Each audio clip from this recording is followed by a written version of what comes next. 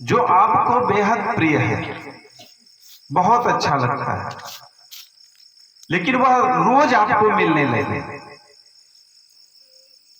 तो फिर मन उब जाएगा, वो खाने का मन नहीं करेगा। ठीक इसी प्रकार से यदि आपका जीवन सुखमय हो गया सदा, तो उस सुख की अनुभूति भी आपके पास नहीं रहेगी, उससे विरक्ति होने लगेगी, बोझिलपना आ जाएगा आपके भीतर। मान लीजिए आपको एसी की हवा बहुत पसंद है और हमेशा आप एसी में रहने लगे, तो एसी की हवा भी आपको अच्छी नहीं लगेगी और जो शरीर का नुकसान होगा, स्वास्थ्य का जो नुकसान होगा वो तो अलग है, लेकिन जो प्रकृति की हवा है, क्योंकि प्रकृति में परिवर्तन नजर आता है। अभी हवा बह रही है, थोड़ी देर बाद उमस होने लगेगी, पसीना होगा, पसीना के बाद फिर हवा चलेगी, तब अच्छा लगेगा। ठीक उसी प्रकार से इस जीवन में संघर्ष का होना बहुत जरूरी होता है। समस्याएं नहीं है, संघर्ष नहीं है, तो भी यह जीवन आपका नीरस लगने लगेगा। कहते हैं कि जीवन जीना भी एक कला है और वह कला आपको आनी चाहिए। आपके पास यदि जीवन जीने की कला नहीं है तो सारे संसाधन होने के बावजूद भी आपका जीवन नीरस होगा, कोई रस नहीं होगा आपके जीवन में। सामान्य सा जीवन आप जैसे एक साधारण व्यक्ति जीता है वैसे महसूस करेंगे, लेकिन जीवन जीने की कला यदि आपके पास है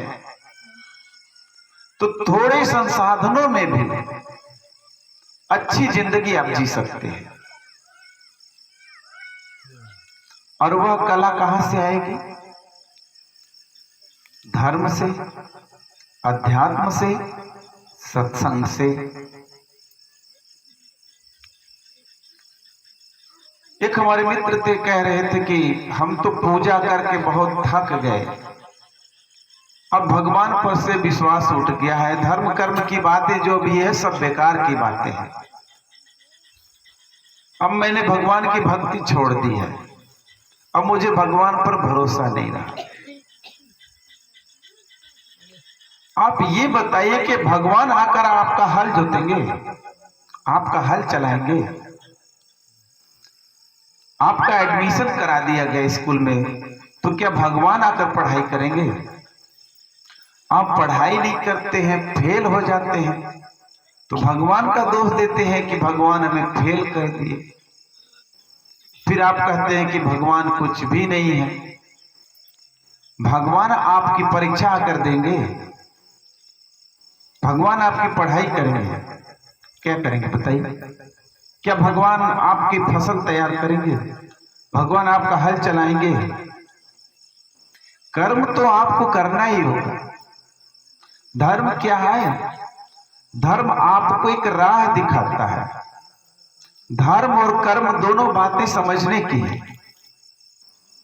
धर्म जो है आपके जीवन की जो राह है, उस राह में चलने पर जो भी बाधाएं आएंगी, उन बाधाओं से लड़ने का जो मार्ग प्रशस्त करता है वह धर्म है।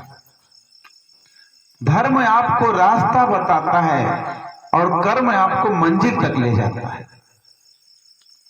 जब धर्म और कर्म दोनों का समन्वय होगा, दोनों का संबंध यदि आप समझ पाएंगे, तब तो आप धर्म को समझेंगे, ईश्वर को समझेंगे, ईश्वर में विश्वास रखेंगे, कर्म पर भरोसा करेंगे।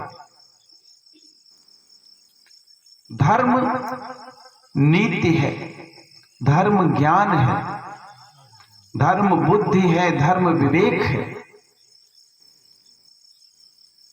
धर्म की राह पर चलने से आप कोई अनैतिक कार्य नहीं करेंगे। आप कोई भी कार्य प्रारंभ करेंगे तो वह कार्य अच्छे से होगा। यह धर्म बताता है। जीवन चलने का नाम, चलते रहो शुभ हो शाम। यह फिल्मी गीत आप लोगों ने सुना होगा। यह जीवन है, चलते रहना है, लेकिन उस राह में चलते चलते, चलने वाले तो बहुत चलते हैं, लेकिन वो राह भटक जाते हैं। कोई ये राह पकड़ लिया, कोई वो राह पकड़ लिया, और जिस राह को पकड़ लिया उस राह का उसे ज्ञान ही नहीं है कि उस राह में कौन कौन सी बाधाएं आएंगी, उन बाधाओं से कैसे निपटा जाएगा, कैसे उन बाधाओं से बचकर मंजिल तक पहुंचा जाएगा, यह पता नहीं होता है। कर्म तो इंसान करता है, वह बताता है कि हम तो कर्म कर रहे हैं फिर भी असफल हो जा रहे हैं। इसलिए धर्म और कर्म दोनों आवश्यक है। धर्म को लेकर चलेंगे तभी आपका कर्म भी मंजिल तक पहुंचाएगा, तभी आप सफल होंगे। धर्म नहीं होगा तो आप कर्म तो करेंगे लेकिन मंजिल आपको नहीं मिलेगी। आप खेती कर रहे हैं, पता चले कि धान के समय में आपने गेहूं बो दिया, कई बार खेत की जुताई मड़ाई आपने कर दिया, निराई कर दिया, फिर आप बोलेंगे कि फसल तैयार ही नहीं हुई, क्योंकि आपको पता नहीं है कि धान का समय है, खेत में पानी है, तो पानी में धान रोपना है या गेहूं रोपना है। अब गेहूं बो दिए धान के खेत में, फिर आप कहेंगे भगवान ने तो धान पैदा ही नहीं किया। यदि आपको धर्म का ज्ञान है तो कार्य आपको जानकारी होगी कि पानी में धान ही होता है, गेहूं नहीं होता है। धर्म शिक्षा देता है, आपके विवेक को बढ़ाता है। आप धर्म और कर्म दोनों को लेकर चल रहे हैं तो यह निश्चित है कि आप मंजिल तक पहुंचेंगे। जो आपका लक्ष्य होगा, जहां आपको जाना है, वहां आप बिना अवरोध के, बिना बाधा के पहुंच सकते हैं। इसलिए धर्म और कर्म दोनों आवश्यक है। आप भगवान पर भरोसा करिए, लेकिन जो कार्य आपका है अर्थात कर्म का कार्य, वो आपको ही करना होगा। कर्म भगवान नहीं करेंगे, कर्म आपको करना है। लेकिन ज्ञान प्राप्त करते हुए, खेती की भी पढ़ाई होती है और खेती में सब चीज आ जाता है।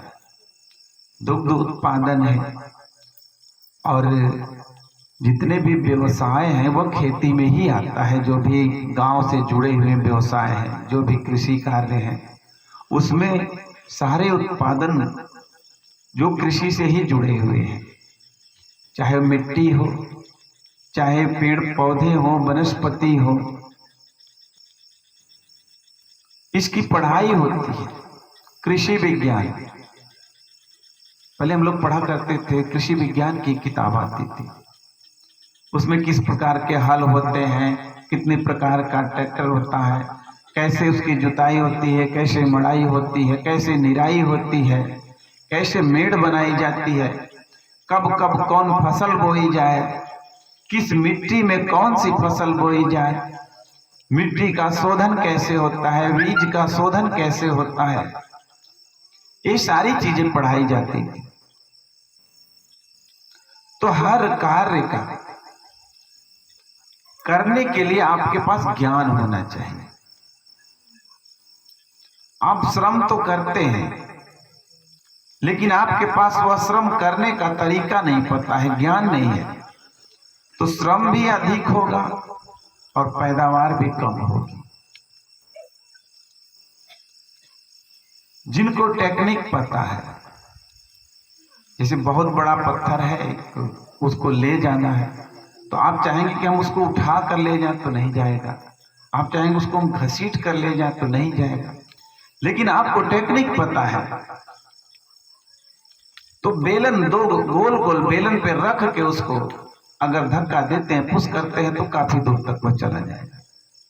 यह टेक्निक होती है, यानी ज्ञान होता है। और ज्ञान नहीं है तो आप सीधे पत्थर को खींचना चाहेंगे, सीधे पत्थर खिंचा नहीं पाएगा आपसे। तो आपने क्या किया, श्रम किया, लेकिन आपको मंजिल नहीं मिली, आपका कार्य पूरा नहीं हुआ। इसलिए किसी भी कार्य को करने के लिए, बहुत लोग कहते हैं कि हमें धर्म की क्या जरूरत है, हमें सत्संग में क्या जाने की जरूरत है, हम तो अच्छा कर रहे हैं, हमें तो सब कुछ आता ही है। किसी को भी सब कुछ नहीं आता है, कोई भी हो, हमें भी नहीं आता है सब कुछ। जितना जानता हूं उतना बहुत है, लेकिन बहुत कुछ नहीं जानता हूं। आप लोग भी जितना जानते हैं बहुत जानते हैं, लेकिन बहुत कुछ नहीं जानते हैं। अर्थात हम ये कह सकते हैं कि सब कुछ नहीं जानते हैं। और कोई भी मनुष्य नहीं है जो सब कुछ जानता हो, लेकिन किसी विषय का वो विशेषज्ञ होता है, स्पेशलिस्ट होता है। आप लोग अस्पताल में जाएंगे तो वहां लिखा रहता है हृदय रोग स्पेशलिस्ट, नेत्र रोग विशेषज्ञ, हड्डी रोग विशेषज्ञ, यानी वह जो चिकित्सक होते हैं, डॉक्टर होते हैं, उस विषय के वो विशेषज्ञ होते हैं, स्पेशलिस्ट होते हैं। एक जैसे हृदय रोग का एक डॉक्टर होता है, हड्डी का एक डॉक्टर होता है, और नेत्र रोग का अलग डॉक्टर होता है, एक फिजिशियन होता है, एक सर्जन होता है। फिजिशियन पूरे बॉडी के बारे में जानता है, कोई भी दवा दे सकता है।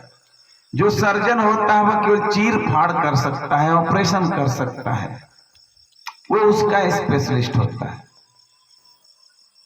इसलिए विषय का विशेषज्ञ हो सकता है, लेकिन सब कुछ नहीं पता होता है। और जिस दिन आपने मान लिया कि हमें सब कुछ पता है, उस दिन से आप अवनति की ओर जाएंगे, उन्नति की ओर नहीं। उन्नति की ओर जाने के लिए आपको सीखना पड़ेगा, और मनुष्य जीवन भर सीखता है, मरते दम तक सीखता है। और बहुत लोग तो ये भी कहते हैं कि अब हमारी उम्र ढल गई, अब हमें क्या सीखना है।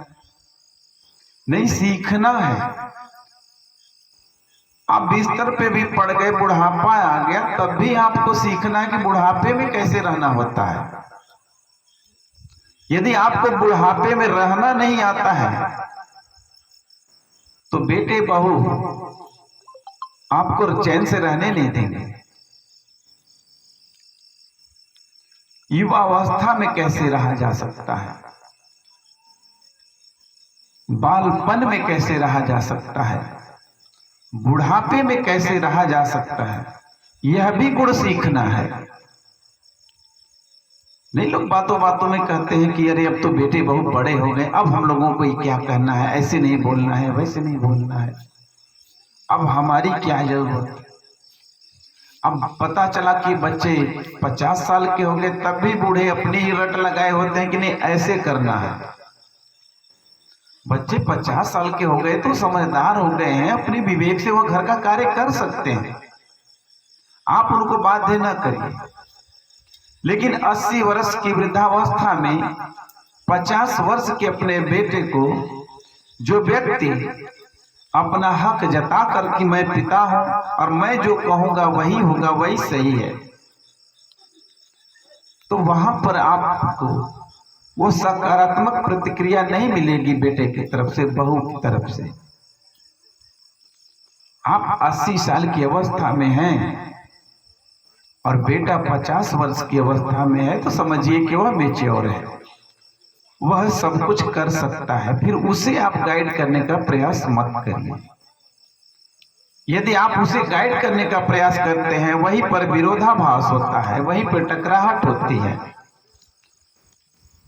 क्योंकि आप अपने जमाने की बात करते हैं और बेटा अपने जमाने में है, तो कहां से एक मत हो सकता है? बातें तो अलग अलग ही रहेंगी।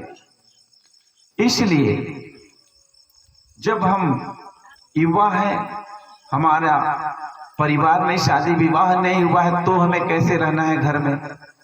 शादी हो गई, घर में पत्नी आ गई, तो हमें कैसे रहना है? जब हमारे बच्चे आ गए, तब हमें कैसे रहना है?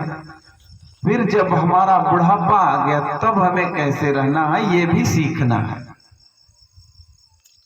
यदि आप नहीं सीखेंगे तो दुख का कारण होगा आपके पास, फिर आप दुखी होंगे।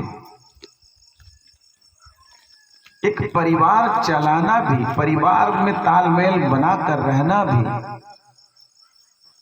एक विद्या है, एक कला है, एक गुण है, जिसे सबको सीखना चाहिए।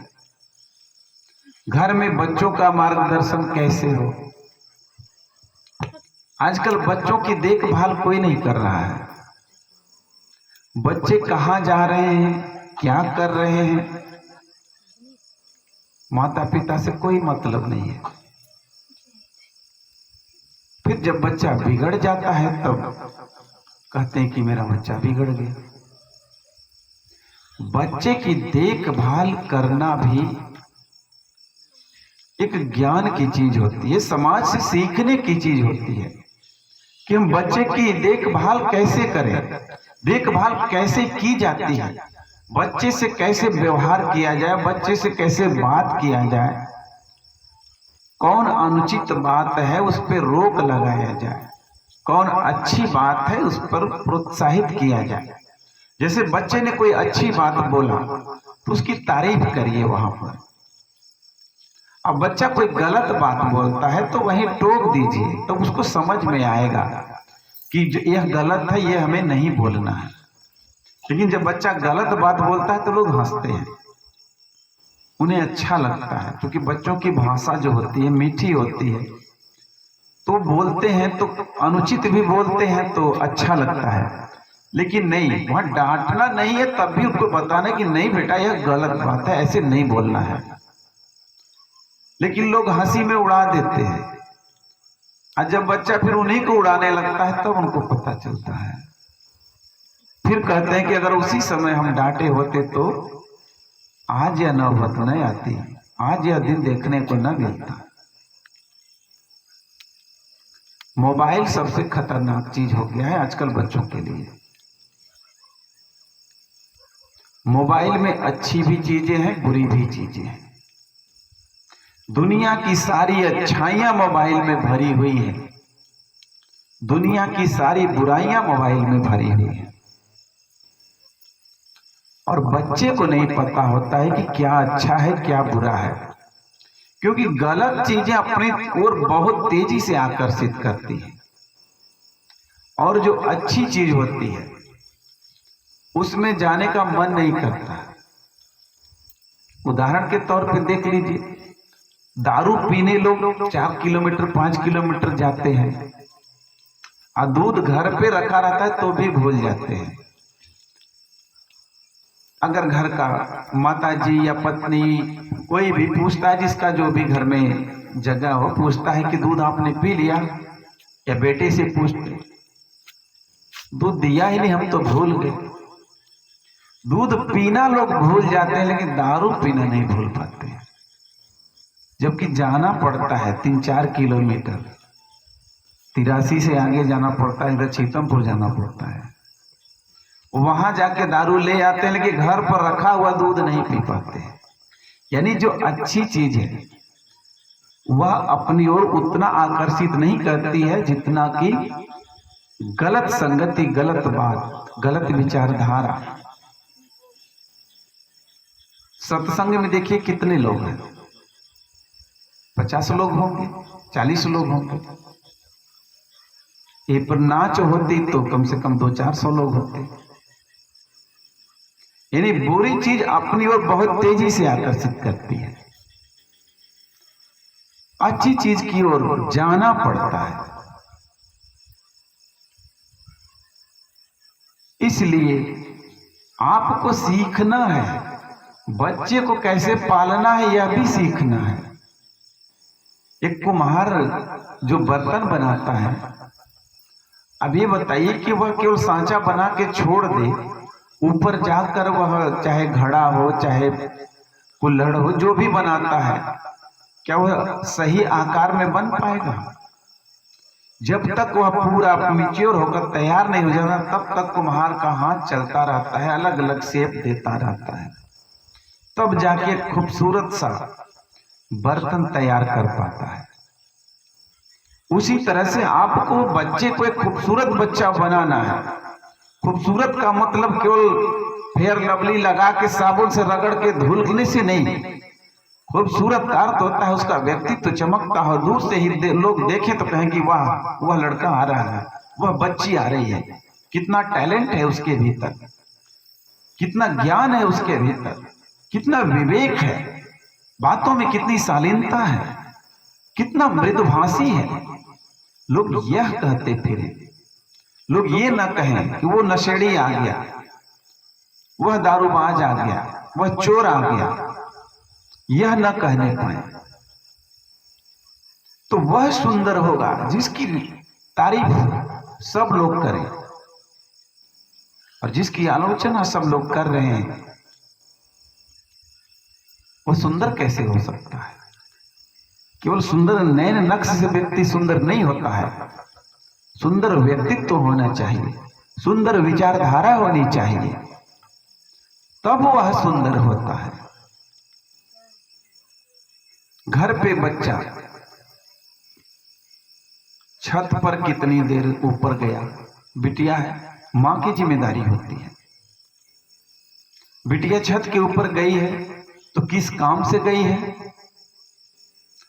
और जिस काम से गई तो उस काम में कितना देर लगता है।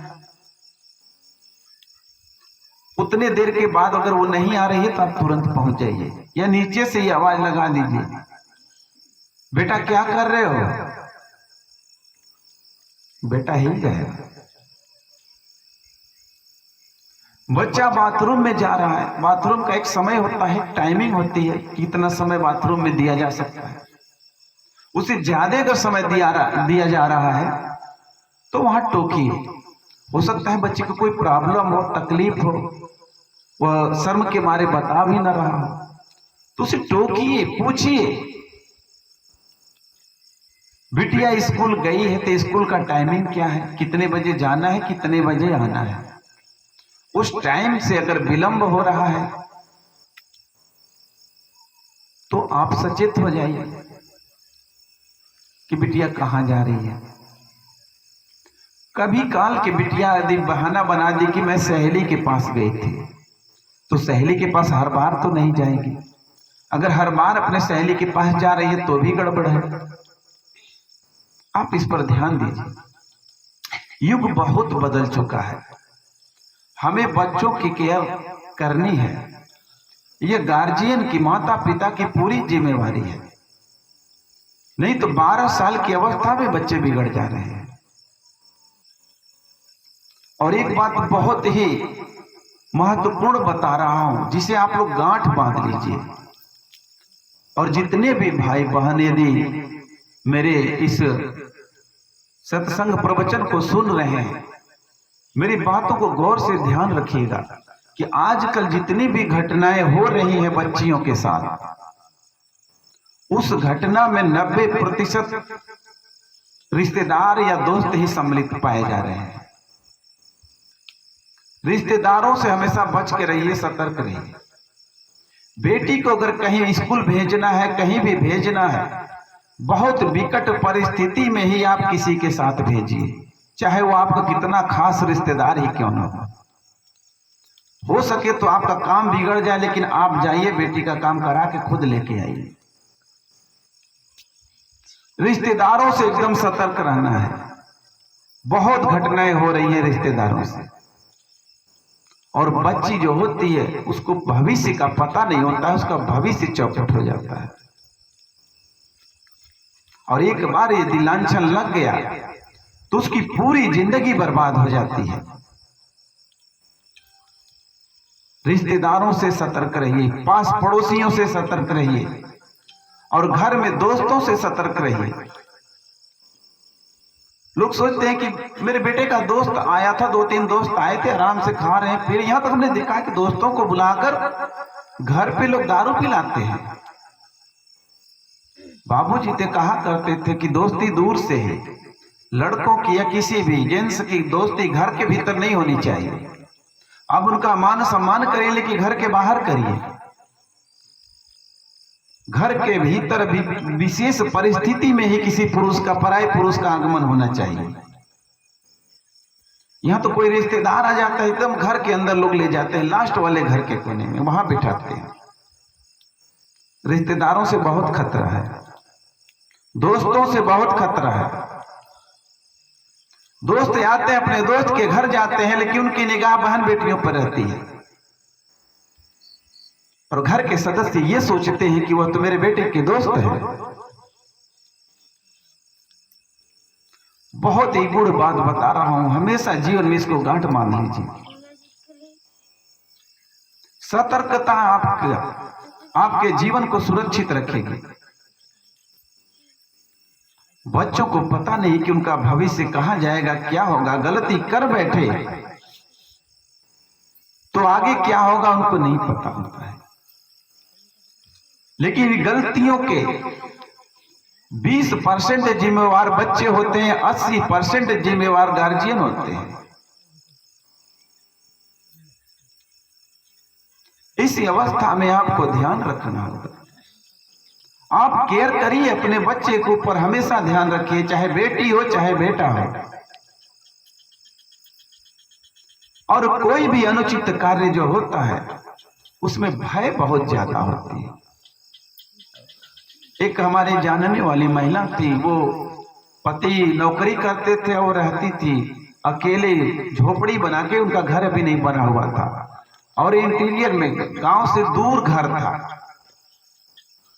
लोग उनसे पूछा करते थे कि आप अकेले महिला होकर कैसे रह लेती हैं? तो उनका एक जवाब होता था कि यदि चोर बदमाश कोई भी आता है तो वह पहले डरा हुआ होता है।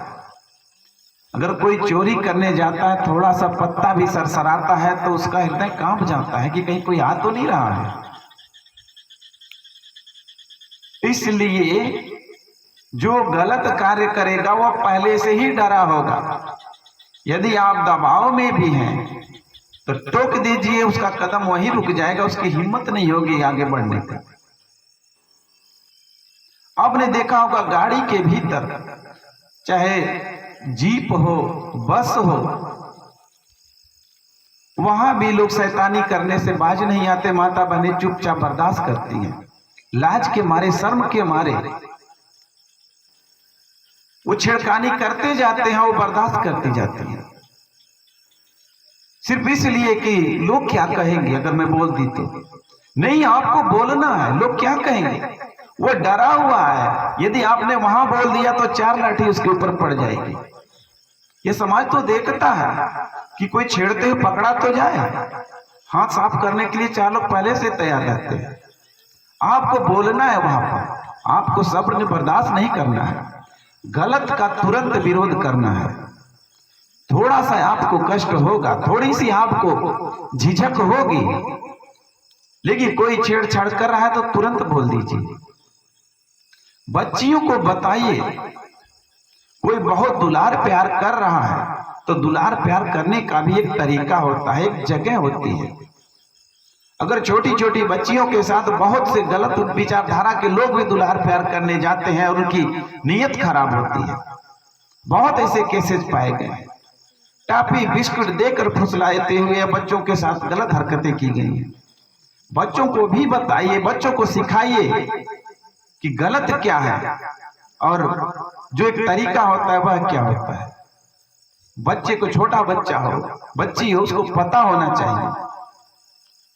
कि कोई टच करता है तो उस टच का तरीका क्या होता है, इस टच में क्या होना चाहिए, उसकी नीयत क्या अच्छी होगी क्या बुरी होगी, यह बात आपको बतानी होगी। और यह सब कार्य आप कब करेंगे, जब जानेंगे सीखेंगे। आपको गलत का विरोध करना है। माता बहनें समाज के डर से गलत को बर्दाश्त करती हैं लेकिन बताती नहीं।